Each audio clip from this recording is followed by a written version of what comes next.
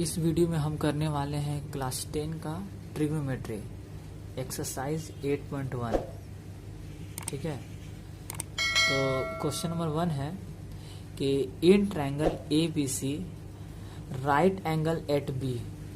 ठीक है, A B is equal to 24 centimeter and B C equal to 7 centimeter, और हम लोगों को बताना है कि साइन ए और कॉस ए क्या होगा। तो देखो, क्वेश्चन बनाने से पहले देखो कि फिगर क्या है, फिगर कैसे बनेगा। तो बोल रहा है कि ट्रायंगल ए बी सी है और राइट एंगल एट बी, यानी कि ट्रायंगल ए बी सी में जो एंगल बी होगा वो राइट एंगल होगा। तो पहले हम लोग फिगर को बना लेते हैं। आप लोग भी पहले क्वेश्चन बनाने से फिगर को पहले बनाएं। ठीक है, पहले देखें, पहले एक ट्रायंगल बनाएं, जैसे जैसे क्वेश्चन कह रहा है उसके अकॉर्डिंग आप फिगर को बनाएं। तो मैंने एक राइट एंगल ट्रायंगल बना लिया है, और राइट एंगल एट बी, यानी कि एंगल बी जो होगा वो राइट 90 डिग्री का होगा। तो ये तो 90 डिग्री है, और ये एंगल बी हो गया, और ये ए हो गया, ये सी हो गया। तो हो गया A B C right angle, और बी जो है वो 90 डिग्री का एंगल है। उसके बाद ए बी क्या है, 24 सेंटीमीटर। ए बी जो है 24 सेंटीमीटर, यही ना है। तो इसको मैं लिख लेते हैं 24 सेंटीमीटर, और बी सी 7 सेंटीमीटर, बी से सी तक, तो हो गया 7 सेंटीमीटर। उसके बाद हम लोगों को निकालना है साइन ए। तो साइन ए क्या है, ए एंगल है, ए जो है एंगल है। मैं यहाँ लिख देता हूँ एंगल है। मैंने पिछली वीडियो में बताया था ए जो है एंगल हो सकता है, एक्स भी एंगल हो सकता है, अल्फा भी हो सकता है, थीटा भी हो सकता है, कुछ भी हो सकता है एंगल। तब यहाँ पर मुझे साइन ए का वैल्यू फाइंड करना है। तो साइन ए इक्वल टू क्या होता है, सुनो, साइन थीटा को मैंने बताया था पिछली वीडियो में। साइन थीटा इक्वल टू क्या होता है, पी बाई एच होता है। पी बाई एच यानी कि परपेंडिकुलर और हाइपोटेनस का रिलेशन, यानी कि रेशियो होता है। ये फॉर्मूला है, आप लोग अच्छे से इस फॉर्मूला को याद करें। आज हम लोग इसी फॉर्मूला का यूज करेंगे इस एक्सरसाइज में। तो sine theta equal to P by H. तो साइन ए है, यहाँ पे थीटा की जगह मेरे पास एंगल ए है, तो साइन ए यानी इस एंगल, तो sine A equal to P by H होता है। तो पी कौन होगा मेरा, मैंने बताया था कि जिस एंगल के बारे में यहाँ बता रहा है, यानी कि एंगल ए, तो इसका जस्ट सामने वाला यानी कि अपोजिट साइड जो होगा वो मेरा परपेंडिकुलर होगा ना। तो ये वाला मेरा परपेंडिकुलर होगा। ये मेरा बी सी, यानी कि बी सी मेरा जो है वो मेरा पी होगा। तो आप लिख सकते हैं पी बाई एच। तो पी मेरा क्या हो गया, बी सी। आपको लिखना पड़ेगा बी सी बाई, और एच तो कभी भी चेंज नहीं होता है। एच तो कभी भी चेंज नहीं होता है। तो ये हो गया हाइपोटेनस, ये है एच यानी कि ए सी। तो आप यहाँ लिख सकते हैं ए सी। तो sine A equal to B C by A C. ये हो गया पी और ये हो गया एच। आप लोग देख सकते हैं इसके जस्ट सामने वाला ये मेरा पी हो गया, ये मेरा एच हो गया, और ये पी और ये एच हुआ, तो ये जो बच गया ये बेस हो गया। तो पी और एच, यानी कि sine A equal to B C by A C होगा। हम लोगों को बी सी और ए सी का वैल्यू चाहिए। तो बी से सी तक 7 सेंटीमीटर है, ए से बी तक 24 सेंटीमीटर है, लेकिन ए से सी तक का डिस्टेंस हमको नहीं मालूम है। तो पहले हम लोग ए और सी फाइंड कर लेते हैं, उसके बाद इसमें पुट करेंगे, बस क्वेश्चन नंबर 1 कंप्लीट। तो ए सी, तो लिखेंगे in triangle A B C, in triangle A B C. हम लोगों को पिछले क्लास में हम लोग क्या पढ़े थे, क्लास 9 में, 8 में, 7 में हम लोग पढ़े थे कि जब राइट एंगल ट्रायंगल का 2 साइड मालूम होता है तो तीसरा साइड हम लोग निकाल लेते हैं बाय पाइथागोरस थ्योरम। तो आज हम लोग उसी फॉर्मूला का यूज करके एसी को फाइंड करेंगे। लिखेंगे by Pythagoras theorem. Pythagoras theorem का यूज करेंगे। पाइथागोरस थ्योरम क्या है? H square equal to P square plus B square, यह ना होता है। यानी कि एच क्या है मेरा? हाइपोटेनस यानी कि AC, तो AC square equal to P का स्क्वायर। पी मेरा ये कौन है? BC है मेरा, प्लस बी मेरा AB है। BC मेरा P होगा। क्यों होगा? क्योंकि ये इस एंगल के अकॉर्डिंग मेरा ये अपोजिट साइड है, इसलिए मेरा P होगा। उसके बाद AC तो हम लोगों को फाइंड करना है, तो AC स्क्वायर। BC हम लोगों को मालूम है, B से C तक 7 है, तो 7 का square plus square. AB square, AB हम लोग को मालूम है 24 स्क्वायर। पहले हम ये दोनों को वैल्यू को फाइंड कर लेते हैं। तो 7 का स्क्वायर 49 होता है, अब प्लस 24 का स्क्वायर होता है 576। 24 का स्क्वायर यानी कि 24 इंटू 24 इक्वल टू 576 होता है। फिर AC का स्क्वायर,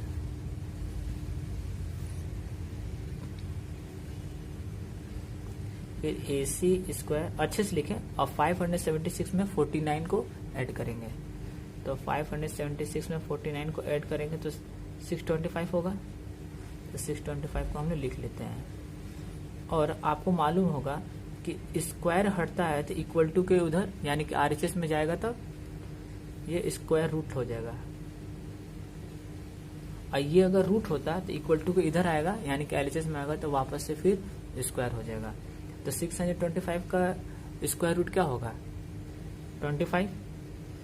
तो ये मेरा हो गया 25। यानी कि हम लोगों को मालूम हो गया है कि ये जो होगा A से C तक 25 सेंटीमीटर होगा। अब हम लोग इसमें पुट कर देंगे, तो sine A equal to BC by AC। तो BC हम लोग को मालूम है 7 होगा, तो यहाँ लिख देंगे 7 बाई, और AC हो गया मेरा, अभी हमने जस्ट फाइंड किए 25 सेंटीमीटर, और यहाँ भी 25 सेंटीमीटर मैंने लिख दिया है, यहाँ पे लिख दें 25। बस question complete.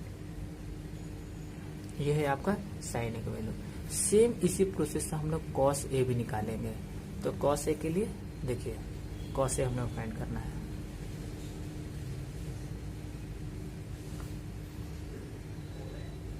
cos A find करना है, तो cos A इक्वल टू नहीं मालूम है, तो हम लिख लेते हैं कि वी नो डैट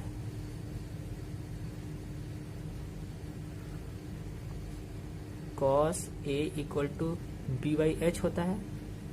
आप इस फॉर्मूला को भी जरूर याद रखें। मैंने वैसे इस सारे कॉन्सेप्ट को मैंने पिछले वीडियो में बताया है।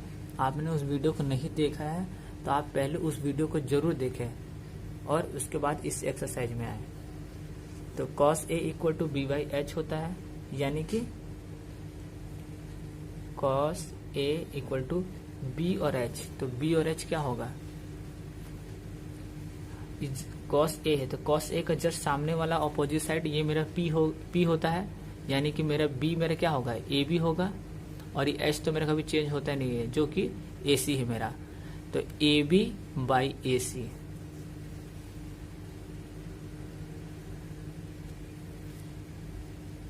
AB बाई AC मैंने वैल्यू फाइंड किया है। AB का वैल्यू है 24 है ना, और AC का वैल्यू है 25।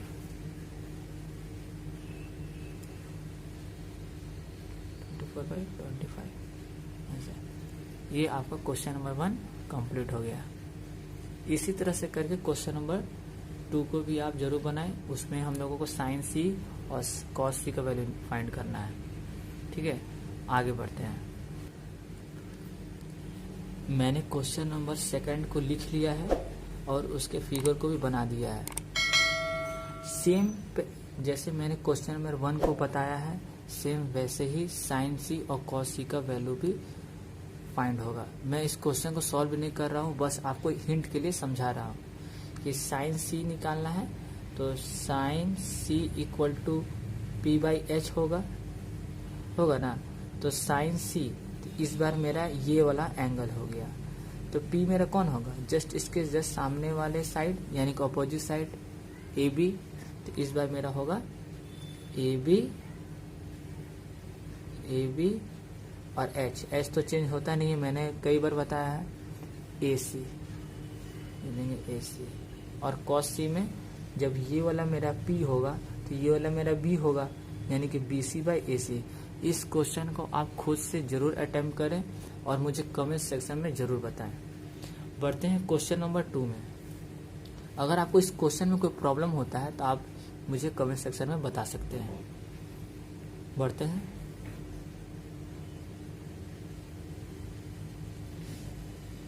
Find tan P minus cot R, और इसका एक फिगर है ट्रायंगल। फिगर को जरूर बनाएं। 13 सेंटीमीटर ये P होगा, ये Q होगा और R होगा, ये 90 डिग्री।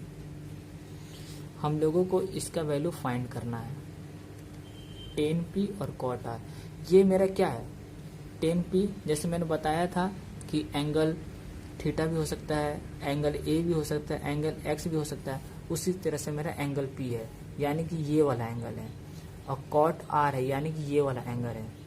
इस तरह का क्वेश्चन को देखकर घबराए नहीं, सोचे कि इसको मैं तोड़कर अलग अलग बनाऊंगा और लास्ट में सब्ट्रैक्ट कर दूंगा। यानी कि tan P का वैल्यू हम लोग फाइंड करेंगे, फिर cot R का वैल्यू को फाइंड करेंगे और लास्ट में दोनों को सब्ट्रैक्ट कर देंगे। बस सिर्फ ट्रिग्नोमेट्री देखने में हार्ड लगता है, लेकिन एक्चुअल में होता नहीं है। तो बढ़ते हैं। tan P फॉर्मूला को जरूर याद रखें। तो tan P इक्वल टू क्या होता है, परपेंडिकुलर यानी कि P/B, परपेंडिकुलर बाय बेस। आप इस फॉर्मूला को भी जरूर याद रखें।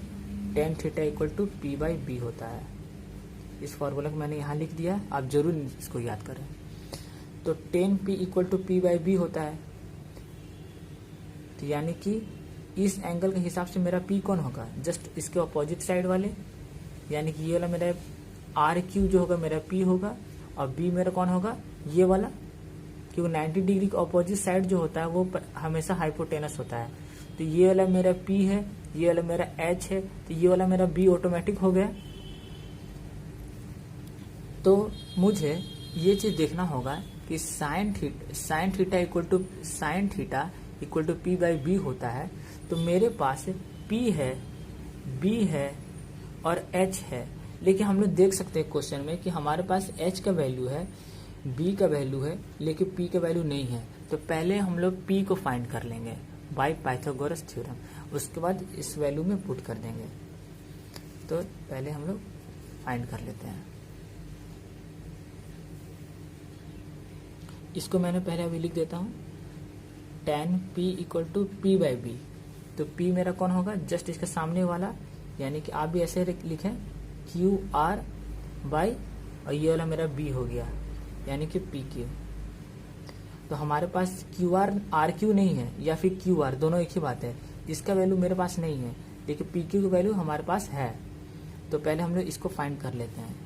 तो इन ट्रायंगल PQR, तो PQR बाई पाइथागोरस थ्योरम क्या होता है, H square equal to P square plus B square. H मेरा क्या होगा, H मेरा ये वाला है P से R तक, PR square equal to P मेरा कौन होगा, जस्ट इस एंगल के सामने वाला, यानी कि QR स्क्वायर प्लस B मेरा PQ होगा, PQ स्क्वायर। PR हमारे पास है 13 सेंटीमीटर का, तो 13 का स्क्वायर इक्वल टू QR हमारे पास नहीं है, तो हम QR का QR लिख देंगे। अब PQ हमारे पास है, PQ है 12 सेंटीमीटर। 13 का स्क्वायर क्या होता है, 169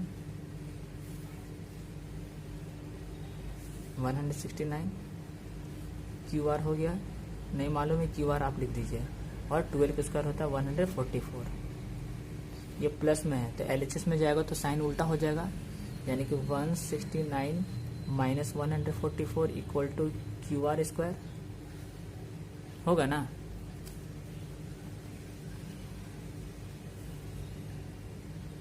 इसमें सब्ट्रैक्ट करेंगे तो 25 होगा, 25 इक्वल टू QR। अगर आपको सस्पेंस है तो आप यहाँ पर 69 माइनस 144 इस तरह से आप फाइंड कर सकते हैं, 25 होगा।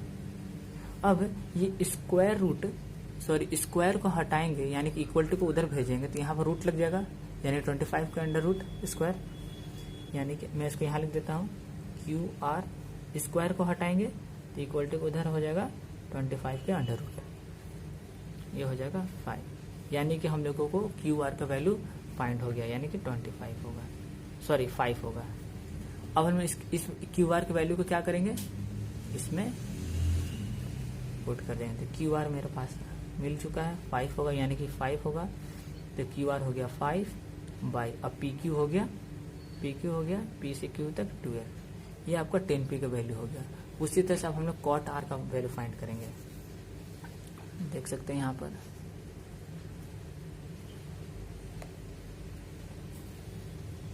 कॉट R लिखेंगे एंड कॉट R। हाँ, तो पहले ये बताएं कि कॉट थीटा इक्वल टू क्या होता है। कॉट थीटा इक्वल टू क्या होता है, तो कॉट थीटा टेन थीटा का जस्ट अपोजिट होता है।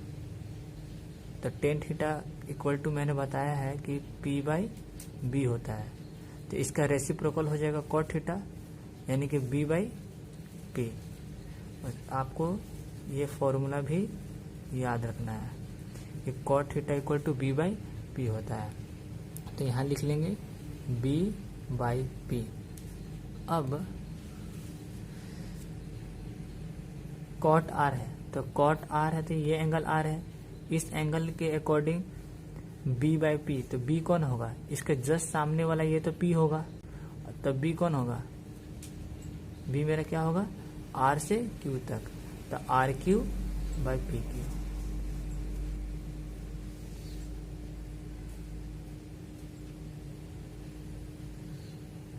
RQ/PQ होगा ना, क्योंकि P जो है मेरा जस्ट एंगल R के सामने वाला है, ये वाला, ये मेरा P है, P मतलब परपेंडिकुलर P से Q तक, और B मेरा ये जो बच गया है, क्योंकि ये तो चेंज होता नहीं है, तो लिख सकते हैं हम लोग। तो RQ मेरा 5 सेंटीमीटर है और PQ मेरा 12 सेंटीमीटर है, यहाँ पर हम लोग लिख सकते हैं 5/12। तो हम लोगों को कॉट R का वैल्यू भी मिल गया है 5/12 और 10P का वैल्यू भी मिल गया है 5/12। अब हम लोग क्या करना है, इस पे पुट करना है 10P माइनस कॉट R पर, बस हमारा आंसर क्लियर हो जाएगा। लिख लेते हैं क्या था, 10P माइनस कॉट R, तो 10P कितना था 5/12 माइनस, और कॉट R अभी मैंने जस्ट बताया था 5/12, तो 5/12 और माइनस 5/12, तो ये दोनों क्या है इक्वल वैल्यू है, तो क्या होगा 0 हो जाएगा। तो इसी तरह से हम लोग 10P माइनस कॉट R के वैल्यू निकालते हैं। बस अगर यहाँ पर 210P होता है या 1/3 होता, चाहे कॉट R/3 होता, कुछ भी होता तो वही वैल्यू फाइंड कर लेते हैं, और जस्ट 3 है तो नीचे 3 दे देते हैं, अगर 2 से मल्टीप्लाई होता तो 2 दे देते हैं, जैसे जैसे देता वैसे हम वैल्यू को पुट करते हैं। ठीक है, अगर आपको ये वीडियो अच्छी लगी हो तो लाइक शेयर एंड सब्सक्राइब जरूर करें।